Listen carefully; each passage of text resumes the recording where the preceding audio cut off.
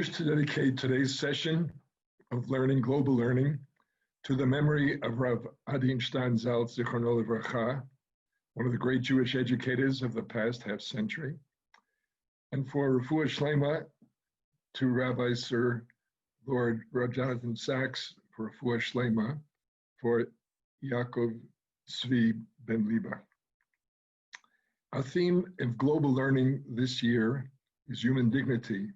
And in this session, I want to explore with you the Torah's central teaching, which is that of human dignity, that is to say, of the human being in the image of God.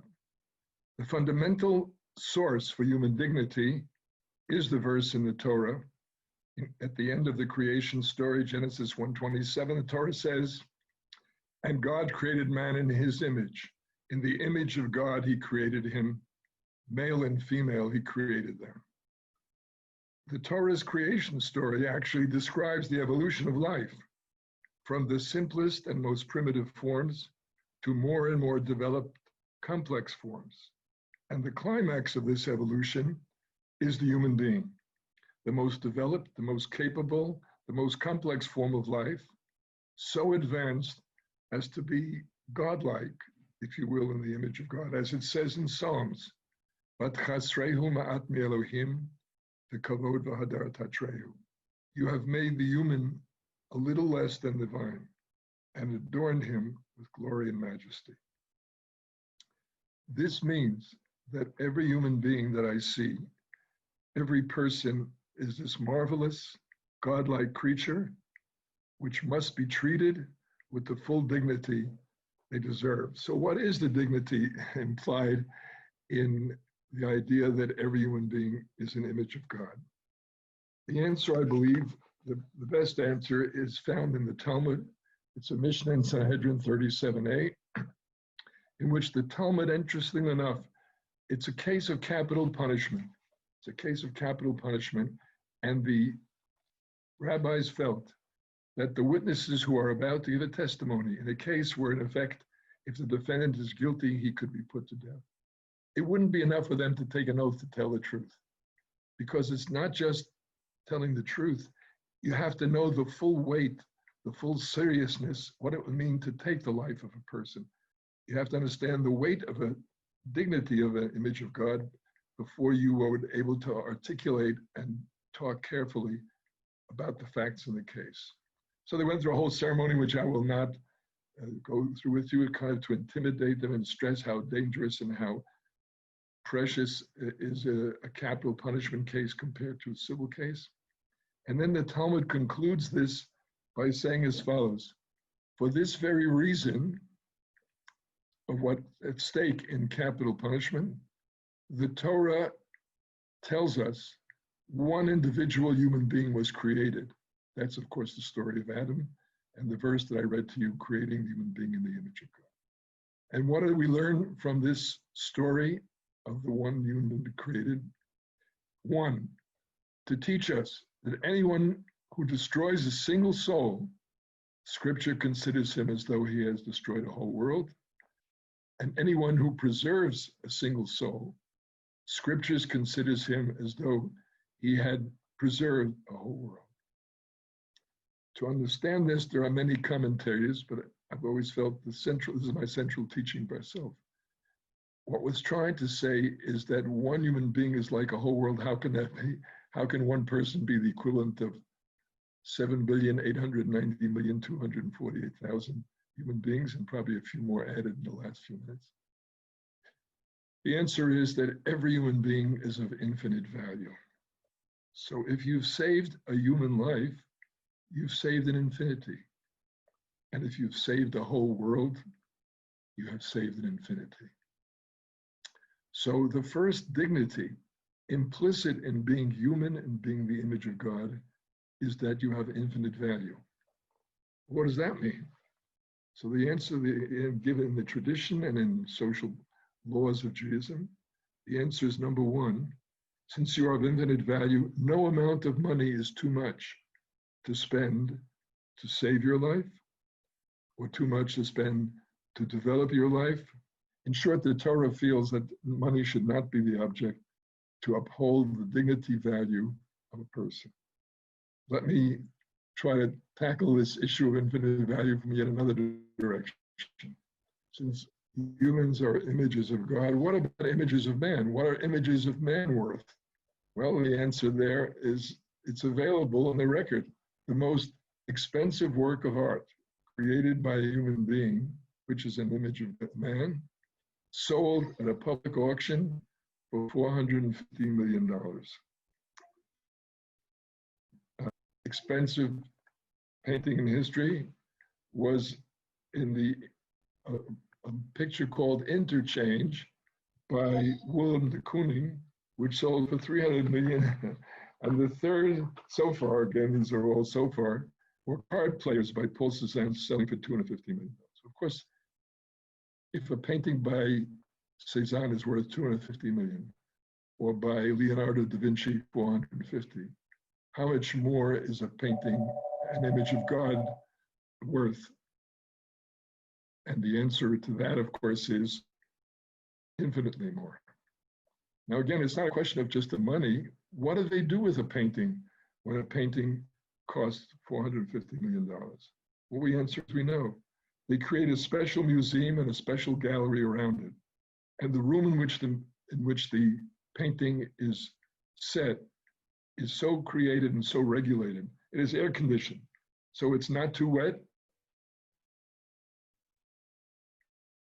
because wetness can undermine the painting. Not too dry, because dry can crack the holder or the canvas. Not too hot, not too cold. It has to be perfect to preserve this incredibly valuable painting. Now compare this on any winter night in a major metropolitan city. When you go downtown, it is snowing and raining, and there is a homeless man lying on the ground as cars go by and splash mud and slush on the person. You have the measure of the gap between the world as it is now, and it must become and meant to be, according to Jewish tradition, to uphold the full value of human beings being treated like they're infinitely valued. One other example may capture the tension, or rather how Judaism insists that the world must be improved. That's what Tikkun Olam really means. The world must be improved to do full justice to human dignity. In the 1990s, the UN World Health Organization did a study that showed that in the third world, millions of children died of infectious diseases that ended in diarrhea, dehydration, and death. And the UN estimated that these children could be kept alive with some clean water and oral rehydration tablets that cost about 33 cents a day. But there was no government, no society, no family, no people that could raise or give the 33 cents a day to keep them alive. So you're really saying the life of a third child, a child in the third world, is worth less than 33 cents a day. Or the other example, very much in the same spirit. In the early 2000s, it was discovered that 1 million children a year died in Africa of malaria. Most of them were bitten by mosquitoes at night, but if you could get mosquito netting, you could have saved them from developing malaria. And how much is mosquito netting cost? The answer is one set of netting cost $8, and it lasts for 5 years. If you will, $1.60 a year. So a child's life in Africa, 1 million of them, was not worth the half a penny a year that it cost a day, half a penny a day that it cost to protect them from malaria. The Bush administration actually got quite excited about this. They put in money, and in fact, as a result of this, the death rate was brought down from 1 million to 500,000, where it still is today, because the world lacks the will to make it universal. Now, that's the first dignity of an image of God, but let's return to that Mishnah and see what is the second dignity. It to teach us that one human being might not say to his fellow, my ancestor was greater than yours. We all have an equal ancestor. Or to put it another way, the dignity of equality. Every human being is entitled, every image of God is entitled to be treated as fully equal. Neither skin color, nor race, nor religion, nor gender, male or female, nor religion or nationality makes a difference. Every image of God is equal to every other. In fact, in Jewish tradition, if you really try to say that this particular version is superior, for example, if you picture God not as a universal force, but as a man, maybe a grown man sitting on a throne like Zeus, God is really a male, that's idolatry. Or to take the pagan version, Astarte was shown as a woman. You've seen some of those pictures. They're typically Mediterranean, overdeveloped. But this whole emphasis that God is a female is no less a violation of the dignity of the image of God. So the second dignity that everyone is entitled to be treated to is equality. And there is yet a third dignity, says the Mishnah. The third dignity, the reason why we are told the story of human Adam in the image of God. For a man strikes many coins from one mold, and they all resemble each other. But the Supreme King of Kings, the Holy One, the Blessed, stamps every human being in the stamp of the first human being, and yet one of them is not like another. In short, the third dignity is uniqueness. There is nobody else like you in the world. There is no replaceable version of you, because literally you're the only one of a kind in history and humanity. And that is the way we should recognize and honor. So when you stereotype, what are you doing? When you're saying all Jews are, when you say all Jews are, when you say all blacks are, when you're saying all women are, even if it's a positive stereotype, more typically a negative one, you're denying the uniqueness. It's a violation of the dignity of the image of God. Or if there's discrimination by law, that's a violation. In short, we have to see that every image of God, unlike images of human, must be treated with the uniqueness it deserves. It's interesting, just to make this clear, the Mishnah's point of view. Typically, when you take a stamp or you take a coin and you have one mold, they come out identical. There's the famous case, of course, of an airmail stamp printed in the United States called the Flying Jenny. And it turned out that a short and very small run of this massive run, the airplane was printed upside down. As a result, the few Flying Jenny stamps that are left are worth millions. In short, because like the image of God, they are unique, they have a tremendous value. So these three dignities, according to Judaism, are crucial, but now the punchline. The Talmud in the Daran in Yerushalmi asks the question, what's the fundamental principle of the Torah? What's the basic core that underlies it? If you look at the Talmud in Yerushalmi, it says, where if you understand and practice this core, you'll automatically avoid doing sins, you'll automatically do the mitzvah. And the Talmud's answer is a disagreement. Rabbi Akiva says it's love your neighbor as yourself. But Ben Azai answers, that's my answer, it's the image of God. The human being was created in the image of God. This is a more fundamental principle. And so it's not just one of many commandments. The idea of human as an image of God with three dignities is not just another passage in the Torah. It is the central core value out of which all the other practices follow. And now let me illustrate that. If you look at all the laws of the Torah between human beings, between Adam Lachavero, it's called, you will see that they are not simply some command from an external God who arbitrarily says, don't do this or do this.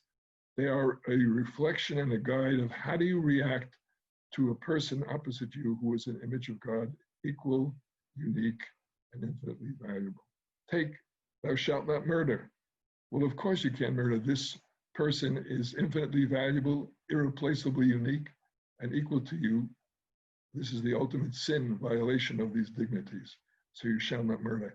How about you shall not steal? Here again, if I see this person as equal to me, as a person of value, then I look at myself and say, I can't take something from you by superior force or by swindling or by trickery, because I'm not treating you as an equal, because I'm taking away from your value. I'm overriding the respect that you deserve. And that's why you can't steal. And one can go down the whole list. You shall not, the famous line, this famous story, you're not allowed to tell truths about somebody else, called Lashon Hara, evil speech, even if it's the truth, unless this person has a reason to know. I shouldn't tell. If I'm about to marry someone and you know this person's a scoundrel, of course you should tell me. But if I don't have any connection to this person, you should not tell me, because even the truth is no excuse. It degrades the image of God of the other and is the wrong application. So every commandment of the Torah is guided. Love your neighbors yourself. It's guided by the fact that if you see the preciousness, if you see the value, the equality, uniqueness of this person, you will fall in love with them. And that is our goal, that you love every other person. Finally, Judaism's vision of the end times. Judaism has a vision of making the world into a perfect paradise, into a Garden of Eden. That's what Messianism is about, although in modern times it is called Tikkun Olam. It's to repair the world to the point where every human being will get the dignity in treatment, in law, in politics, in economics that they are entitled to as an image of God. So the prophets predict, and you can go through all the laws. There are many, many verses. The prophets predict that we'll have to overcome poverty because the lack of money takes away from our ability to uphold the value of people's lives. We'll have to overcome oppression, inequality, discrimination. We have to establish equality before the law to uphold the equality and dignity of an image of God, Tzelem Elokim. We're going to have to overcome war, because you win wars by killing infinitely valuable, equal, and unique people. And our dream is that they'll beat their sword into plowshares and their spears into pruning hooks. That's just the dream. This is our goal and our plan, so that they will no longer know war. And finally, the prophets predict we'll have to overcome sickness. Isaiah says in the time of the Messiah, the deaf will hear, the blind will see, the lame will dance, jump, because we will have to overcome all those handicaps that rob people of their dignity. We're going to have to cure Alzheimer's, which destroys memory and therefore takes away the uniqueness of the person. In short, Judaism's goal is to create and to bring into existence a world which fully upholds the dignity of the Tzelem Elokim and no longer violates any aspect of those dignities.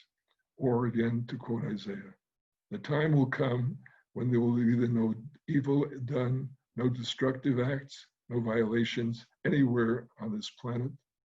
Then the world will be covered with knowledge of God. In other words, God's kingdom will be spiritual and material, as waters cover the sea. That is the dream of Jewish tradition, and it never will give into status quo in reality. We have to keep working on this repair until the world reaches the stage of paradise and of equality and uniqueness and value that every person on earth is entitled to.